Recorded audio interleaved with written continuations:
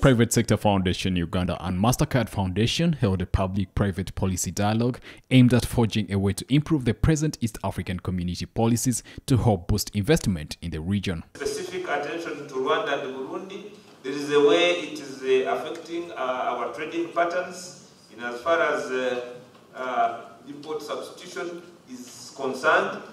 The dialogue that was held in Kampala today was focusing on direct and indirect opportunities for the youth of the East African population.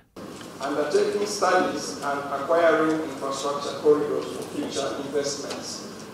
First Deputy Prime Minister and Minister for East African Affairs, Rebecca Kadaga, today asked Ugandans to jump onto the new opportunities of the newly opened markets to emulate their Kenyan counterparts. How is the freedom of movement of labor going? How is it happening? Is it actually happening? Can Asimwe, this Musoga, just go and say, me, I'm sitting in Mombasa, I've come for a job, and they just give me a job? Me, a hotelier. Can I go and say I'm going to Eldoret to establish a Century Hotel in Eldoret, and they welcome with open hands? They will ask, what's the resident permit? They ask somebody, where are you? Where were you born? And so on. And yet, this part of the common market. Our goods, we are constantly in battle. Constantly in battle. Why are you not taking my goods? Why are you doing this, Victoria Sechitoeko, the Vice Chair of the Board at Private Sector Foundation Uganda and former Minister for Agriculture, challenged the government to consistently include parties involved in the value chain to encourage youth involvement instead of incentivizing only investors. So, are we creating employment or unemployment? You disable my son who was planning to actually do fishing.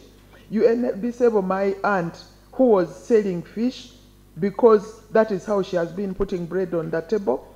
So when I say we want consistent policies, you want to develop fish, you want to do fish development, develop the sector, involve everybody, talk to us. The CTV PM edition team also raised in some pertinent issues that needed addressing.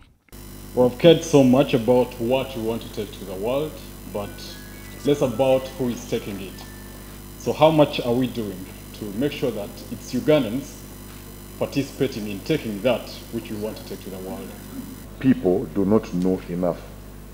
Right from the school level, education, we are not teaching people business.